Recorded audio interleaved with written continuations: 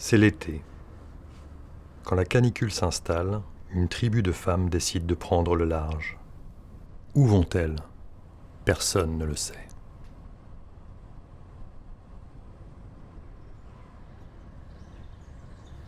La zone semble dépeuplée. Ici, aucune pancarte ni horloge ne les situe précisément dans l'espace-temps.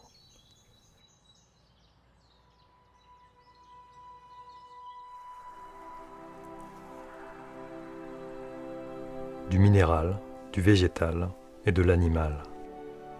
Ces éléments authentiques parsèment leur lieu de regroupement.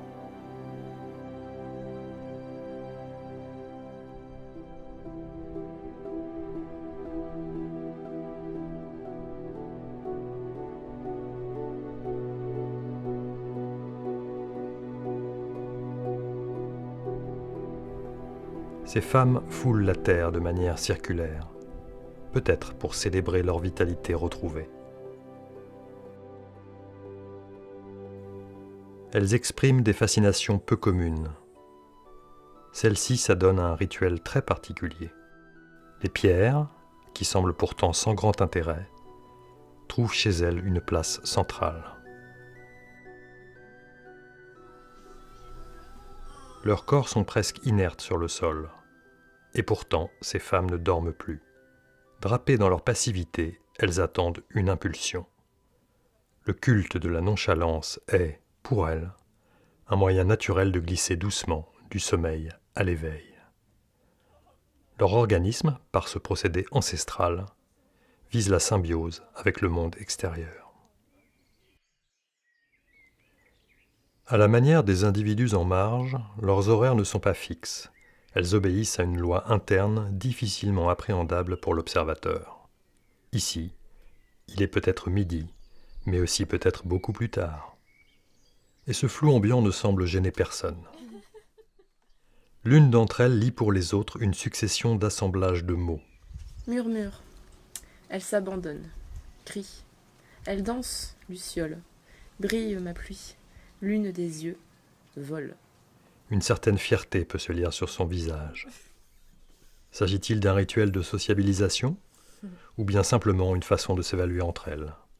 L'énigme reste totale.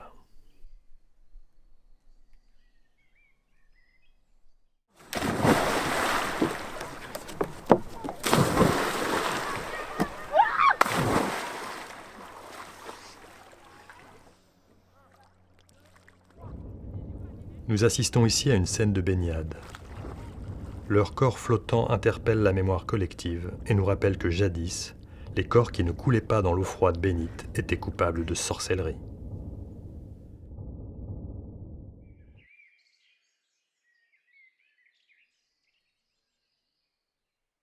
Le spectateur assidu pourra noter la présence régulière et impromptue de l'une de ces femmes à une fenêtre. Le regard tourné vers l'extérieur, elles se tiennent immobiles et fixent le dehors depuis le dedans. Serait-ce le signe d'une immatérielle volupté de l'être ?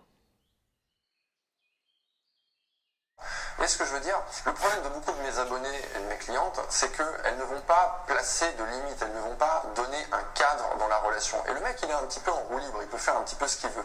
Et de fait, il va perdre de la considération pour ok c'est bon, ok c'est pas bon, et voilà ce que je dois faire avec cet homme. Pour conclure sur cette vidéo, pourquoi j'attire les mauvais mecs? Eh bien, c'est pas tant que j'attire les mauvais mecs. La voix d'un expert en parades amoureuses permet à certaines de profiter d'un sommeil diurne.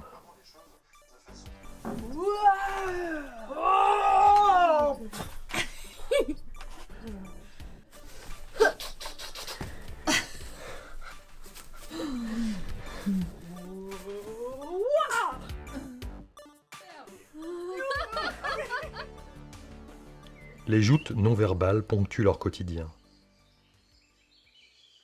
À la tombée de la nuit, les combattantes s'emparent de leurs crayons pour s'adonner à une pratique à visée esthétique.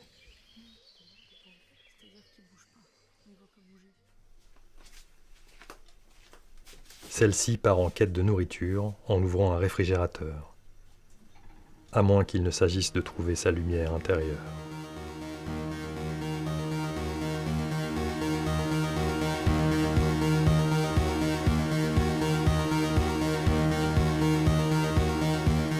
Mais que font-elles? Que veulent-elles? Et où sont les hommes? Nous sommes peut-être ici dans ce que l'on appelle un no man's land.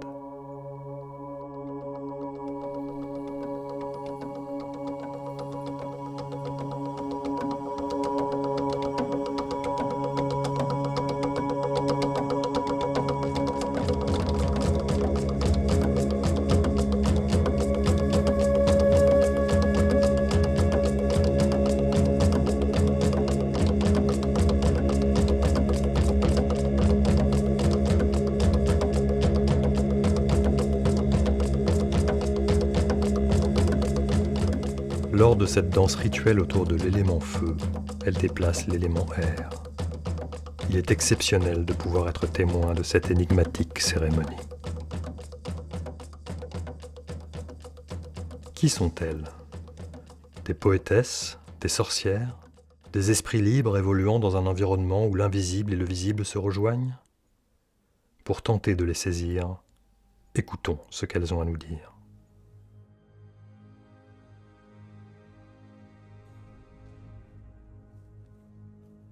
Sorcière fuyant l'ordinaire, avide de liberté, arpente, embrasse la terre, invoque le singulier. Le vent se lève, dans un aveu, écoute s'il pleut. La nature aime les silencieux, écoute s'il pleut. Les étoiles dans leurs pupilles plongent dans les flaques d'eau, quand leur cœur trop lourd vacille et leurs yeux se vident de mots. Le vent se lève, dans un aveu, écoute s'il pleut. La nature aime les silencieux, écoute s'il pleut. Au creux de leur sourire, une rage en pleine expansion se déploie et vient nourrir la vague de la révolution. Le vent se